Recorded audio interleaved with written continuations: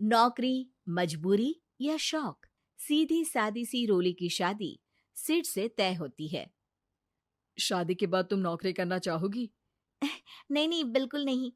वैसे मैं ये नहीं कहती कि नौकरी करना ठीक नहीं है, लेकिन पर्सनली मैं ये सोचती हूँ कि मैं गृहिणी बनूंगी। हाँ हाँ, क्यों नहीं। गृहिणी बनना भी आसान नहीं है। एक सफल परिवार चलाना किसी देश को चलाने जितना ही कठिन है। रोली को सिड का साथ और बात दोनों अच्छी लगती है, और फिर वो दिन भी आ जाता है जब दोनों की शादी हो जाती है। शादी के बाद ये क्या, सारा दिन किचन कपड़े और चार दीवारों के आगे पीछे घूमती रहती है। जा बाहर निकल कर देख, कितनी स्मार्ट लगती हैं वो औरतें जो नौकरी करती है। हाँ, अच्छी तो लगती है सासू माँ, लेकिन मैं नौकरी नहीं कर सकती। मेरा मन घर के कामों में ही लगता है। अरे मेरी बेटी तो कमाती है, अपने को फिट भी रखती है और सास को भी खूब शॉपिंग करवाती है। अच्छी बात है ना सासू माँ। मैं तो जो है उसी में संतोष मान लेती हूँ। बरकत होनी होगी तो इसी में भी हो जाएगी। ये बोलकर रोली चली जाती है। एक दिन सास की सहेली घर आती है, जहाँ रोली उन्हें चाय के साथ कई तरह के पकवान बनाकर खिलाती है। अरे वाह, तेरी बहू तो बहुत गुणी है। कितना सब बनाकर ले आई। मेरी वाली तो ऑफिस से आकर 2 रोटी ही सेक दे तो समझो एहसान कर दिया। अरे ऐसा ना बोल। तेरे घर में 2 कार, 4 मंजिला मकान, और तेरे लिए जो वो अपने पैसे से साड़ी लाती है वो भी तो कितनी कीमती होती है। अरे मेरी वाली तो बस सारा दिन इन्हीं 2 कमरों को ताजमहल बनाने में लगी रहती है। सहेली चली जाती है। कुछ समय बाद रोली को एक सुंदर सी बेटी होती है। अरे क्या सारा दिन उस बच्चे में लगी रहती है। माँ, मुझे ना 1 मिनट भी छोड़ने का मन नहीं करता। देखिए ना, कितनी प्यारी है। मैं ना इस हर पल को एंजॉय करना चाहती हूँ। अरे हाँ हाँ, हमने भी बच्चे पाले हैं, हम भी जानते हैं कि कितने प्यारे होते हैं, और अपने बच्चे को बढ़ता हुआ देखना कितना अच्छा लगता है। लेकिन एक दिन अचानक और रोली, एक बहुत बड़ी घटना हो गई। एक शॉर्ट सर्किट से पूरी दुकान जल गई। ओह, अब अब क्या कुछ समझ में नहीं आ रहा कि कैसे घर चलेगा। घर की पूरी गाड़ी पटरी पर लाने के लिए कई साल लग जाएंगे, और वापस पहले जैसे होने में भी बहुत टाइम लग जाएगा। रोली रोली कुछ सोचती है, फिर अपने 3 महीने के बच्चे को देखती है और कहती है, आप कहें तो मैं नौकरी शुरू कर दूं?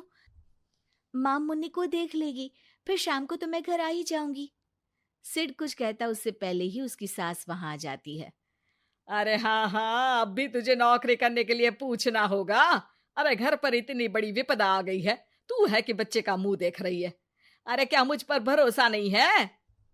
अरे नहीं नहीं माँ जी, ऐसा क्यों बोल रही हैं आप? फिर क्या था, सिड से पूछकर 3 महीने की बच्ची को रोली सास के पास छोड़कर चली जाती है। शाम को ऑफिस से आने पर अरे सारा दिन इसने तो चैन नहीं लेने दिया, बस गोदी में ले लेकर घूमती रही। हाथ दर्द हो रहा है। बहू को बहुत गिल्ट फील होता है, लेकिन जब वो घर की हालत देखती है तो चुप रह जाती है। ऑफिस में सहेली कहती है, अरे रोली, तेरी तो बच्ची छोटी है ना, कैसे मैनेज करती है? कैसे मतलब? घर पर रहती है वो अपनी दादी के साथ। ओ यार, कितनी अच्छी है तेरी सास। मेरी सास को जब पता चला कि मैं नौकरी ज्वाइन करने की सोच रही हूँ, वो तो सीधे अमेरिका चली गई मेरी ननद के पास। अच्छा, फिर तू कैसे मैनेज करती है? अरे मैंने तो फुल टाइम मेड रख ली है। ओहो, वो तो बड़ी महंगी होगी ना? हाँ यार, लेकिन कमाई भी तो हो रही है ना। यार, मैं तो कभी अपना बच्चा इनके मम्मी पापा के पास ना छोड़ू। प्यार दुलार में खराब कर देते हैं ये दादा दादी बच्चे को। नहीं नहीं, मुझे अपनी सास पर पूरा विश्वास है। जो मेरे पति को इतनी अच्छी शिक्षा के साथ बड़ा कर सकती हैं, वो मेरी बच्ची को कभी नहीं बिगाड़ेगी। खैर, रोली की इस सोच से उलट पड़ोसियों के बीच हाथ में बच्ची पकड़े रोली की सास कहती है, अरे क्या बताऊं, सारा दिन बहू बाहर रहती है। पहले अपने बच्चे पालो, फिर बच्चों के बच्चे। अरे अपना जीवन तो कुछ रहा ही नहीं।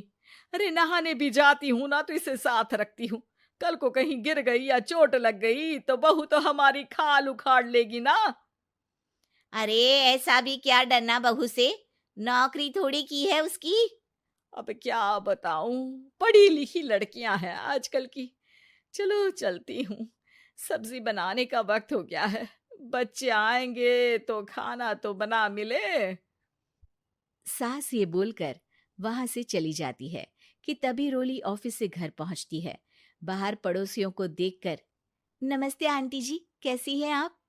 अरे बहुत अच्छी हूँ, लेकिन तेरी किस्मत तो सबसे अच्छी है। क्या सास पाई है, मोती दान किए होंगे तूने। तेरा बच्चा भी देखती है, खाना भी बनाती है। बेचारी बहुत काम करती है तेरी सास। हाँ आंटी, सही बोल रही हैं आप।